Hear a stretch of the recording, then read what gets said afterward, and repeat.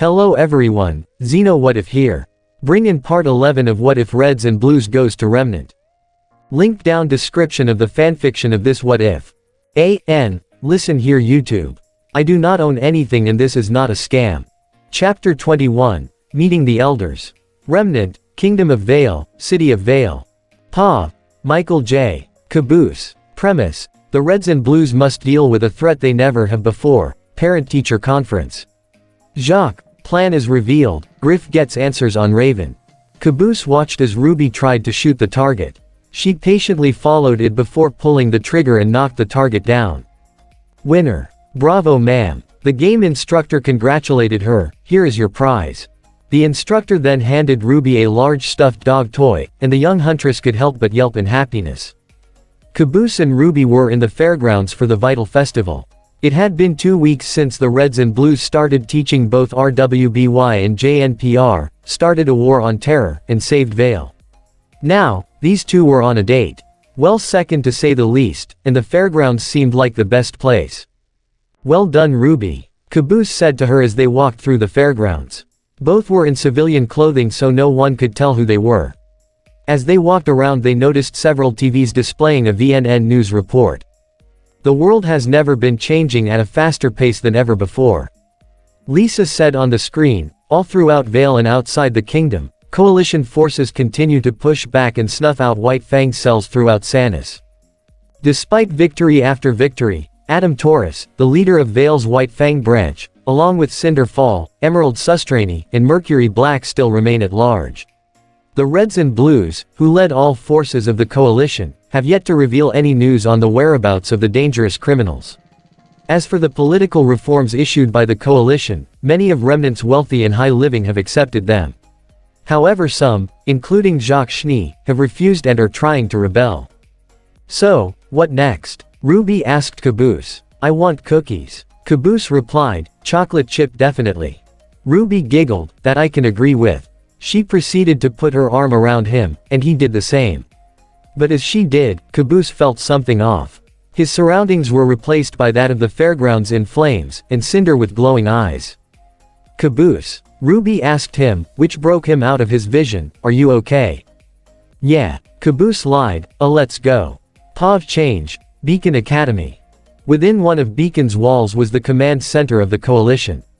The room itself was large, a hollow table was at the center of the room, with an image of the continent of Sanus displayed. Wash, Carolina, and Kimball all stood over it. We've successfully taken the southwestern regions just outside of the city. Several White Fang cells have already agreed to their surrender. Carolina said to her peers, our forces in the east and southeast have been having trouble with grim attacks on the other hand. The southeast holds Mountain Glen.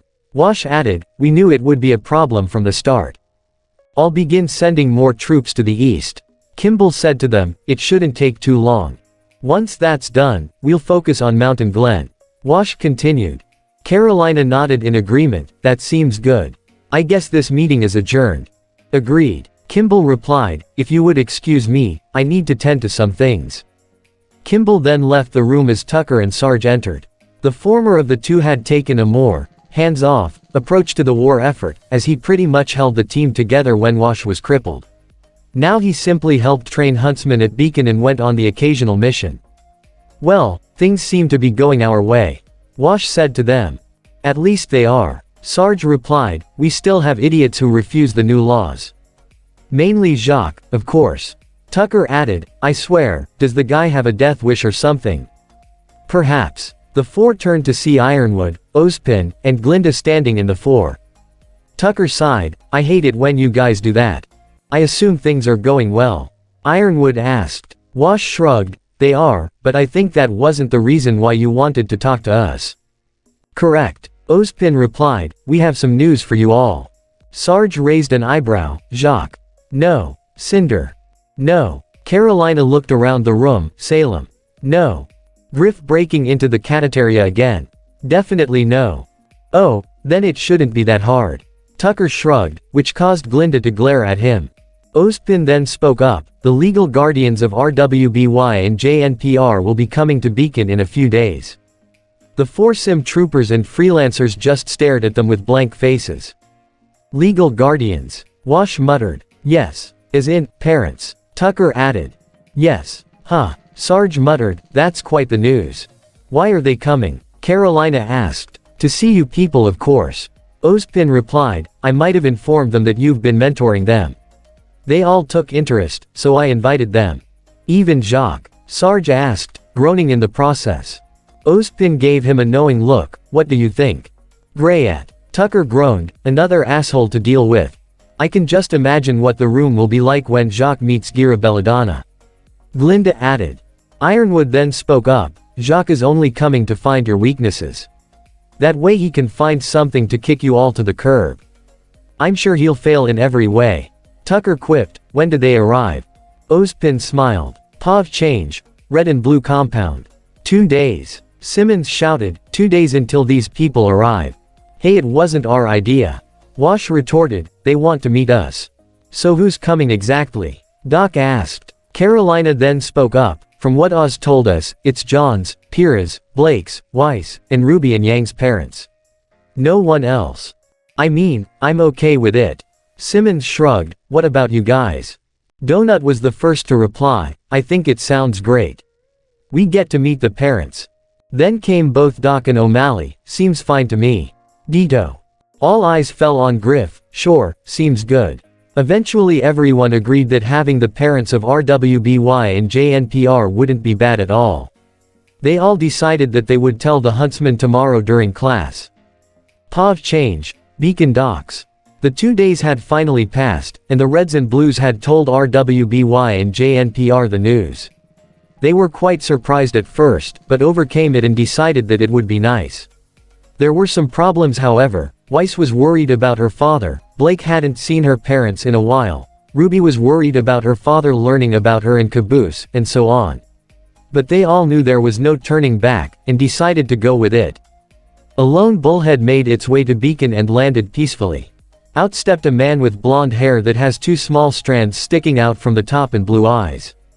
His facial hair consists of a soul patch and small stubble along his jawline. On his right arm is a tattoo of his emblem, which resembles a heart. His hair was once a bright shade of gold, but in his older age, it has notably grayed somewhat, still blonde, but far more subdued.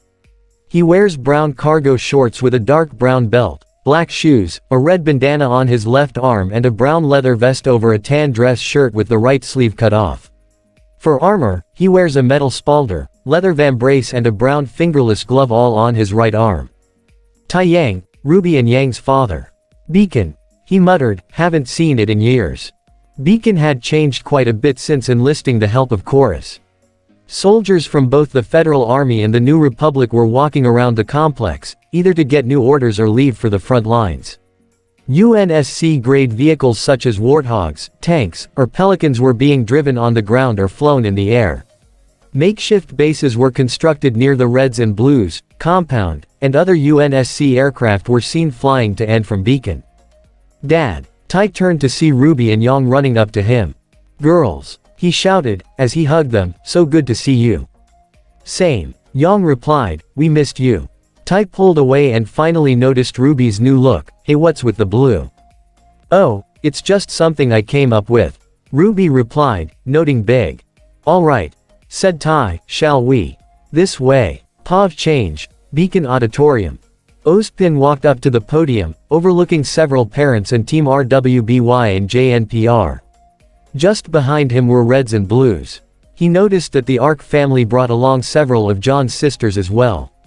That was definitely going to be a show for the Sim Troopers. Jacques also brought his wife, which was a surprise to say the least, and his son, Whitley.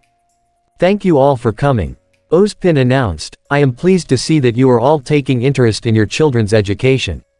I can assure you all that they're quite nervous. That's an understatement. Simmons muttered. Now I believe it is time for the mentors to introduce themselves. Ozpin added. The Reds and Blues looked at one another before deciding on who should be the first to speak. Wash was the first to speak. Hi. I'm Agent Washington, or Wash for short. I'm a member of Blue Team. I'm Carolina, I'm one of the co-leaders of the team as a whole. The name Sarge, that's Colonel Sarge for anyone in military life. I lead Red Team. Franklin D. Donut, member of Red Team since 2552, at your service. I'm Griff, and I consider myself the lazy member of Red Team. Sup guys. Tucker here, I lead Blue Team. Hello. I am Caboose. I'm Frank Dufresne, call me Doc for short. Hey ah. Oh, excuse me, I had something in my throat. I'm Kai Griff. Griff's sister. Lopez the Heavy. Locus. Wash then continued, all of your children have been excellent students, and we hope to show you all after we speak with each of you. Each family will be paired with 2 of us, and we'll speak with you about your littles kitties progress here at Beacon. Pav change, Donut and Doc. So, you're Blake's parents? Doc asked, as he sat down.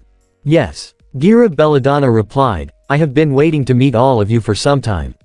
I'm Gira and this is my wife Callie. Pleasure to meet you both. Donut said to them, we would like to say that Blake has been an excellent student. Good grades, eagerness to answer questions in class, and a talented fighter. That's great to hear, Callie replied, I'm so glad that Blake has been safe. The 2 sim troopers looked at one another before Doc spoke up, well, Beacon is one of the safest places on Remnant. No, Callie chuckled, I mean we haven't seen here in a very long time. What? Both Doc and Donut shouted. It's true. Gira explained, she left with the White Fang years ago. Well, we know Blake used to be in the White Fang, until she became disillusioned with their methods. Doc muttered. Especially after the breach in Vale. Gira added, such a tragedy. Donut looked at him, you seem to have a relationship with the White Fang. As a matter of fact I do. Gira explained, I was its founder. I created the White Fang in a peaceful activist movement. After a while I left, and someone more radical took over. Geez. Doc muttered, talk about backstabbing. Sienna Khan may be radical, and is willing to use violence. Gira continued, but she does have a code of honor. Sienna knows what fights she can win and not win. But Adam Taurus' involvement in the breach has left a black mark on her and the White Fang as a whole. Which is why we have been working round the clock to remove the remaining Adam loyalists in Vale. Donut replied, which brings us to our last question. Pav change, Jacques Schnee. Jacques stood within the halls of Beacon, conversing with both Ironwood and Ozpin. Both of you are overstepping your respective boundaries. Jacques sneered, the councils will not accept the actions you have made. Actually the councils approved our cooperation with the Reds and Blues. Ozpin retorted, perhaps it is you who must watch your boundaries. How dare you speak to me that way? Jacques shouted, things will change, and you won't even know it. Let me ask you both a question. What will you do, when you lose everything? Both headmasters looked at one another before looking back at the elder Schnee. What do you mean? Ironwood asked. Before these colorful jackasses showed up out of nowhere. Both of you were looked at with awe. The whole world looked at each other in awe. But now, these radicals in armor have made everyone in Remnant look at one another in disgust. They now hold more power than Atlas and Vale combined. 2 of your best huntsman teams in training under their influence. Your power is slowly dwindling, so let me ask you, what will you do, when that power is gone? Ozpin looked down, deep in thought. But was interrupted when the door to one of the meeting rooms opened, and standing there was Tucker. Jacques, it's time we talked. Tucker said to him. Jacques looked at him, very well. He then walked inside and the door shut behind him ominously. Tucker sat down, and looked at him. Wash was right next to him. If you were thinking that this was simply a parent-teacher conference, you were wrong. Tucker said to him, think of it more as an interrogation. I had a feeling you people would try to get information from me. Jacques muttered as he went for the door, but it won't work. You're not going anywhere, Jacques, said Wash. Jacques turned and glared at him, and why is that? Because that tie was yours looks really expensive, and I hate to mess it up. Jacques looked down at his tie and noticed a red laser pointer on it. He then looked up at the ex-freelancer and noticed a pistol in his hand. Very well. Jacques grunted, let's get this over with, shall we? Pav change. Griff. So, Griff is it? Tai asked. That's me. Griff replied, Yang told me a lot about you. So the guys put me in charge of this meeting. I see. Tai muttered, has Yang been doing well? Griff shrugged, yeah, she's fine. Could work on her homework a bit more often. But let's not focus on her right now. Tai looked at him funny, then what do we talk about? I wanna know about Raven. Griff replied, which caught Tai off guard. How do you know about her? Tai demanded. We met her. Griff explained, didn't really hit it off very well. Oz told us the rest. The rest of what? Tai questioned. Griff gave him a knowing look. Quote. He told you, didn't he? Tai muttered. Everything. Griff replied. Tai got a little worried. Does Yang? Hell no. Griff cut him off, didn't tell her or the others. Highly doubt we'll ever will. Tai sighed heavily in relief before speaking. If Ozpin is looking for help, I'm sorry I can't help. He isn't. Griff assured him, we're just looking for Raven. What exactly does Raven want from you? Tai asked. I don't think she wants anything from us. Griff replied, she wants something to do with me. You. Tai muttered. She formed a bond with me. Griff explained, her semblance allows her to teleport to any location someone she made a bond with. Tai cut him off, but why is Raven interested in you? Because of Yang. Griff replied, she and I have been friends, worked together well, puns up the yin-yang. I see. Tai chuckled. During the breach, I saw Raven. She told me to watch over Yang. Griff continued. So what do you want to know about Raven? Anything. Griff said to him, what she was like before leaving, a location, anything. Well, Tai muttered, Raven always had this straightforward approach and saw strength is all important in a fight, traits that Yang definitely inherited. She was ambitious and gave her all to whatever cause she saw as just while acknowledging she had unspecified faults, ones that eventually led to our team's disbandment. Raven was once a braver, more idealistic and less selfish woman before leaving her teammates, family, and huntress life behind. Griff muttered, well she's definitely not like that anymore. As for a location, Tai continued. I don't know, but I know someone who can help. Who? Griff asked. Kiro. Tai answered, Raven's brother, I had him scout out the areas Raven leads raids on. I could have him send you the area they were, and then you guys can do the rest. I think that'll work. Griff replied, now there's just one more question. Pav change. Sarge. So, Sarge muttered, you're Whitley. Yes, and it's a pleasure to finally meet the heroes of Vale. Whitley replied bowing, father has said many things about you. I bet he has. Sarge muttered, hey, where's your mother Sunny? I do not know. Whitley replied, she was here before you showed up. Said she had to do something. I see, Sarge muttered, Allah, be right back. Srge then left the room and walked down the hall, calling Willow's name to see if she was nearby. Hello, Ms. Schnee. Anybody? Geez, keep it down Sarge. Doc said to him in the hallway. Doc. Sarge muttered, I see you finished your meeting with Blake's parents. Yep. Doc replied, Donut going through the rest with them.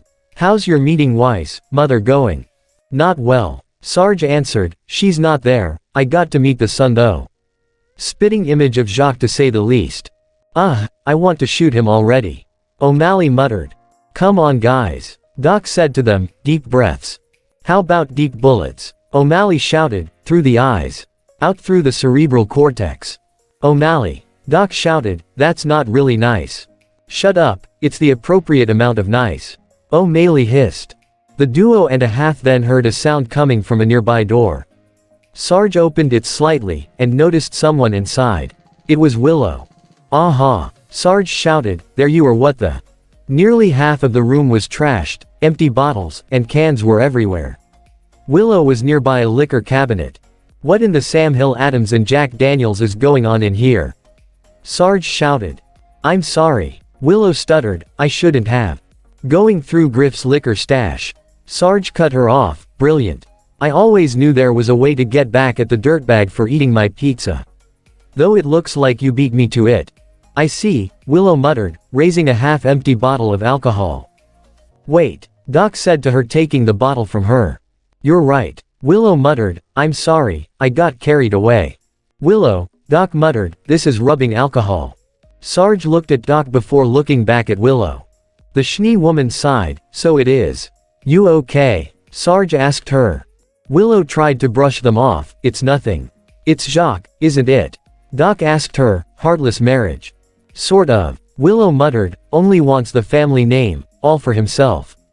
Pushed Weiss and Winter away, now me and Whitley are his victims. He talks about you guys by the way, in a rather unfriendly way. Sarge and Doc nodded lightly, and it was then that Willow stood up and looked at them. You're interrogating him, aren't you? More or less, Sarge replied. Then I will help you. Willow said to them, I have something that you might want. Doc and Sarge looked at one another before looking at Willow. What is Jacques' plan to stop us? Pav change. Jacques Schnee. Jacques walked through the halls of Beacon before finding Willow and Whitley waiting for him. Good. Jacques said to them sternly, let's get out of this awful place. Father, you seem agitated, said Whitley.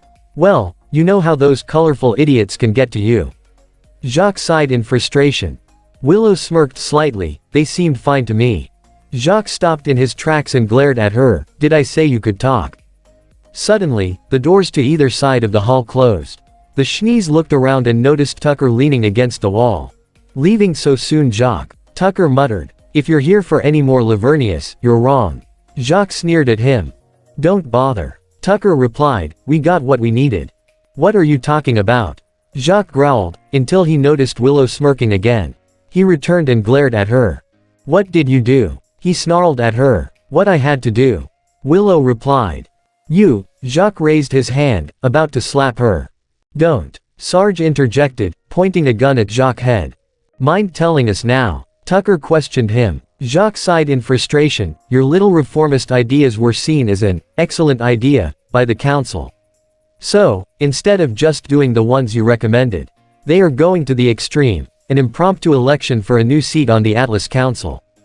So that's your plan. Sarge muttered, get a seat, and assert your dominance. And once I have the council at my side, I'll pull Atlas out of your coalition. Jacques ended. Good luck with that. Tucker muttered, get him out of my sight. The Schnees then left for the dockyard, and departed on their personal bullhead.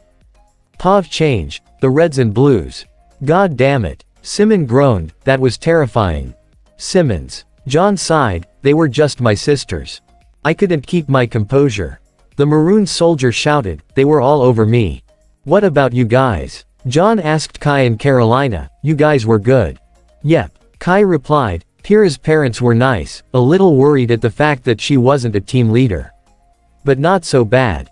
Ozpin then walked up to everyone, I see everyone's here. Yep. Griff replied, everyone is. Then I believe it is time for you to show them your surprise. Ozpin said to them. The Reds and Blues looked at one another before walking away. RWBY and JNPR looked on before looking at Ozpin, who simply gestured for them to follow. The huntsman followed the Reds and Blues, who entered a room before closing the door. Curious, RWBY and JNPR entered but noticed that their friends weren't inside. Where'd they go? Weiss asked. Guys. Nora shouted, that's odd. Look at this. Ruby muttered, catching everyone's attention. She was standing over a small pedestal with a lone button on it. A button? Blake questioned, weird. What's it do? Pyrrha asked no one. I don't know, but it's big and red, and I wanna push it.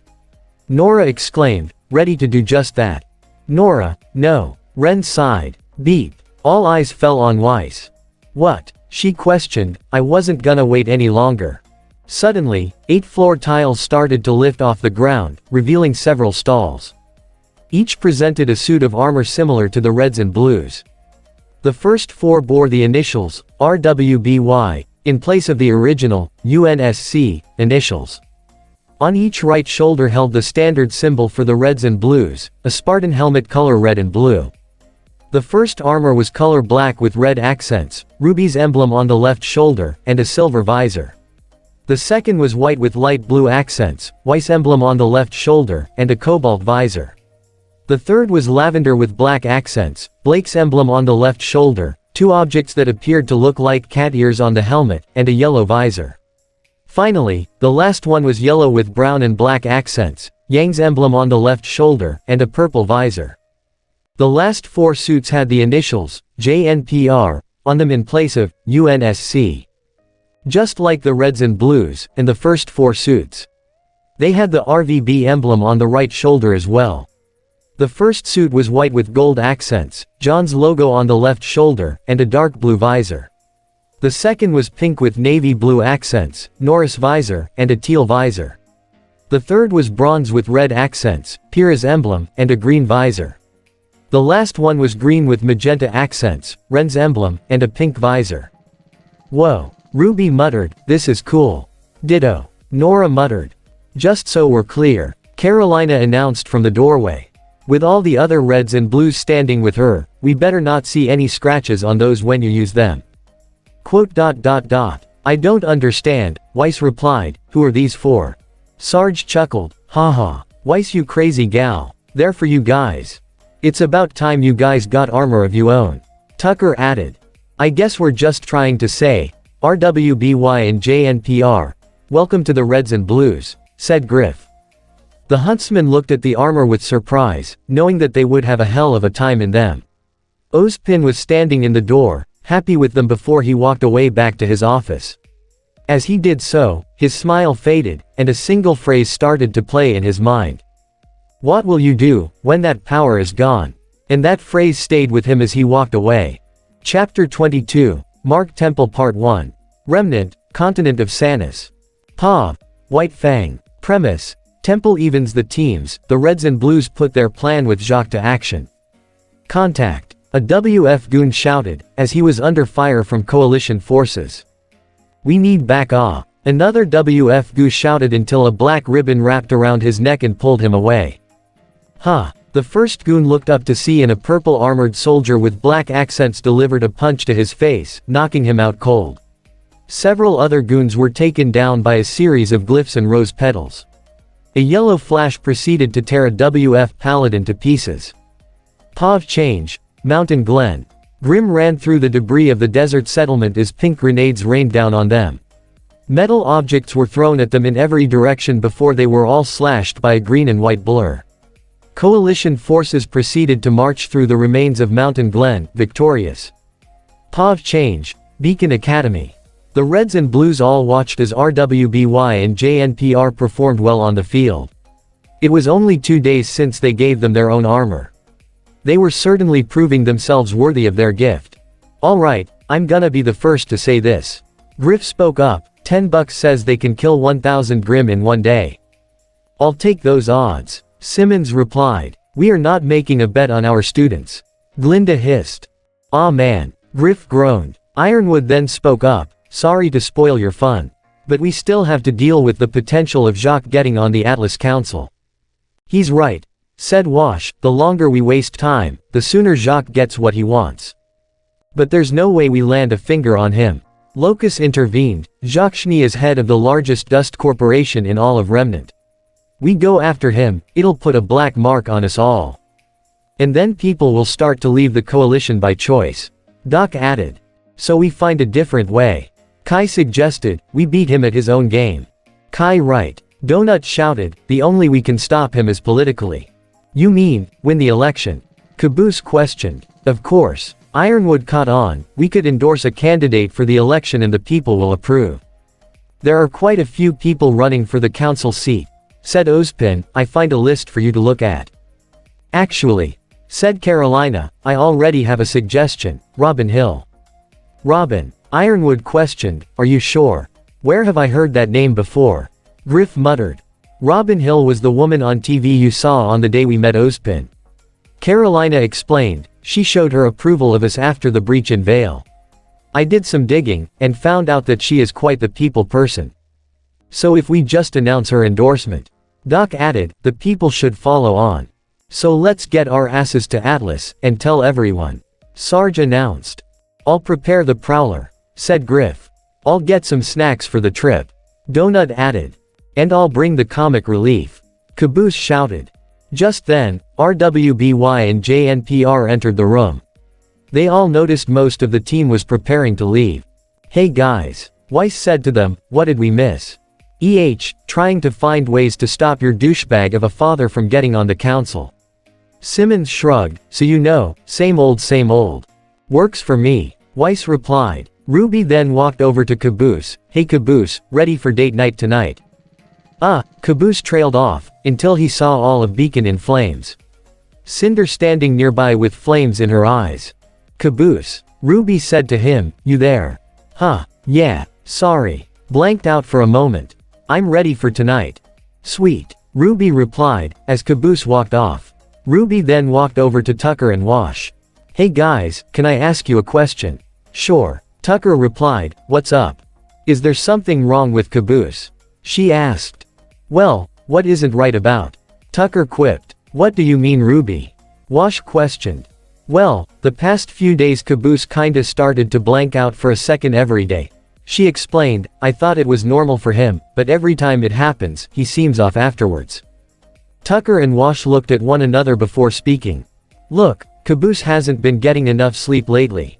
Tucker lied, lots on the table right now, and it's taking a toll on all of us. Yeah. Wash added, maybe date night will ease his mind a bit. RWBY nodded, alright, yeah. You're right. Thanks guys. Anytime. Tucker replied before turning to Wash, when are we gonna tell them? I think the question is are we gonna tell them, said Wash. Pav change. Evernight Castle. Cinder stood over a balcony of Salem's fortress, flanked by Emerald and Mercury. They all watched as black-colored UNSC falcons and pelicans were flying around the site. After Temple and Salem had come to a deal, the latter had Watts construct a more functioning teleporter for them to transfer resources from the Blues and Reds dimension. Goons that worked for the ex-Sim troopers were there as well.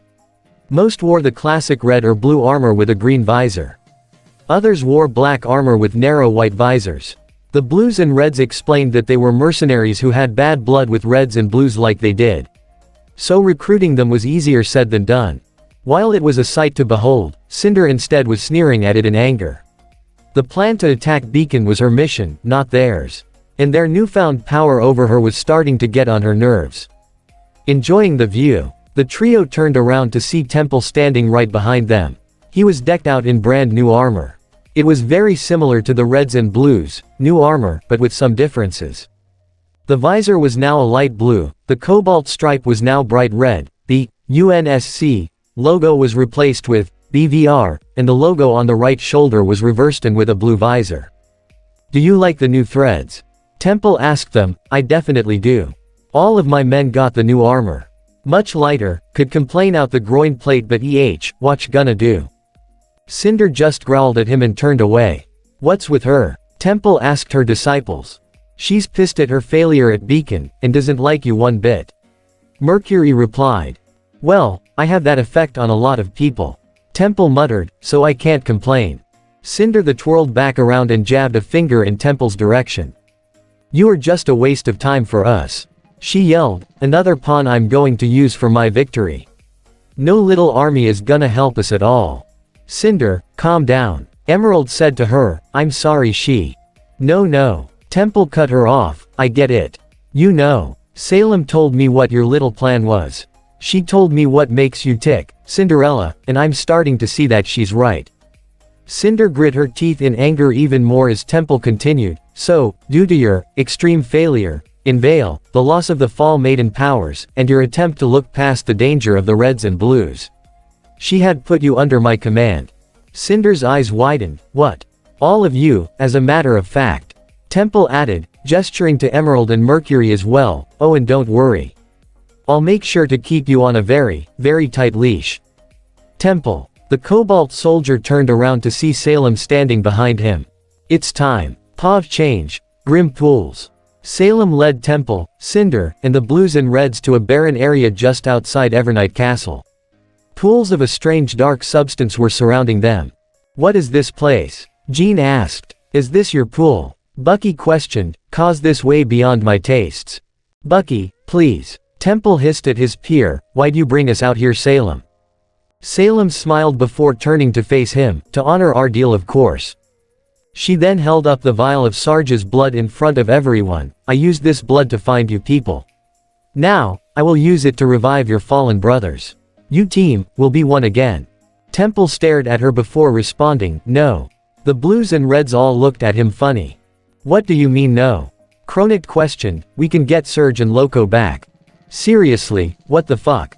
Lorenzo added. Temple then explained, Surge and Loco did their duty. Surge died in what he believed in, and Loco, he knows what he did. I want something new. And what might that be? Salem asked. Someone tactical. Temple replied, one who's suffered a defeat by them. One who wants revenge. And the other, I want an animal to control personally. A monster, a brute, a meta. Salem smiled evilly before turning back to the pools of dark liquid. She took the vial and opened it, before dropping 2 teardrops of blood into 2 separate pools. Dark red veins appeared in the water before the liquid was covered in a black caramelized surface. The blues and reds, and Cinder looked down in confusion until one of the pools cracked, and 4 black fingers emerged. Jesus! Jean shouted. Holy shit! The caramelized surface of the first pool continued to break, when the second began to do the same. After a few seconds 2 figures emerged from the pools. Each had the same color of armor, black with red and white accents and a yellow visor. First was around the same height as the all of the blues and reds, and had a narrower visor.